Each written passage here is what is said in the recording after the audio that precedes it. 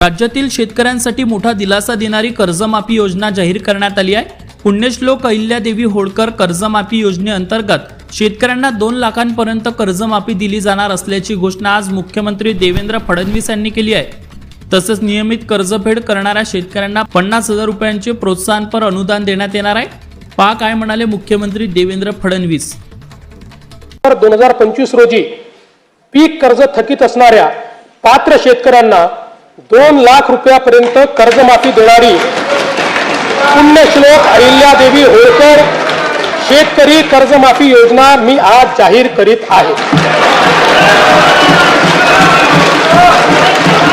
नानाभाऊ, राज्यातील नानाभाऊला ऐकायचं एक मिनिट। राज्यातील 30 सप्टेंबर 2025 रोजी पीक कर्ज थकीत असणाऱ्या पात्र शेतकऱ्यांना 2 लाख रुपयापर्यंत कर्जमाफी देणारी पुण्यश्लोक अहिल्यादेवी होळकर शेतकरी कर्जमाफी योजना मी आज जाहीर करत आहे।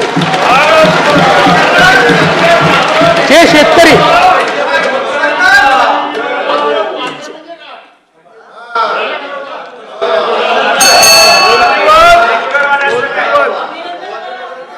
तुम्ही पण जाहीर केलं तर पात्रच म्हटलं होतं, पात्रच म्हणावं लागतं, अपात्राला देता येत नाही।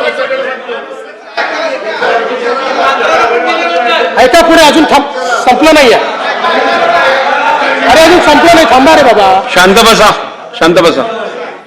जे शेतकरी कर्ज घेऊन नियमित परतफेड करतात अशा शेतकऱ्यांना प्रोत्साहन देण्याच्या हेतूने नियमित कर्ज परतफेड केलेली असल्यास अशा पात्र शेतकऱ्यांना 50,000 रुपयापर्यंत प्रोत्साहनपर लाभ देण्यात येईल।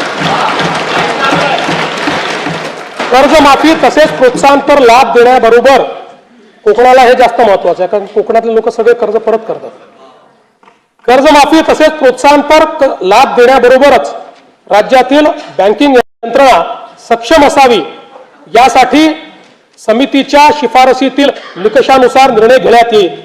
शेतकरी वारंवार कर्जबाजारी न होता त्याला कायमस्वरूपी कर्जमुक्त करण्याचा शासनाचा संकल्प असून याबाबत समितीच्या शिफारसी अनुसार दीर्घकालीन उपाययोजना करण्यात येत आहेत।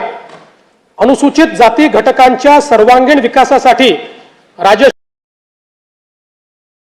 विद्यार्थी वसतिगृहे, भारतरत्न डॉक्टर बाबासाहेब आंबेडकर कृषी स्वावलंबन योजना, लोक साहित्यरत्न लोकशाहीर अण्णाभाऊ साठे नागरी वस्ती सुधार योजना इत्यादी योजना राबविण्यात येत आहेत।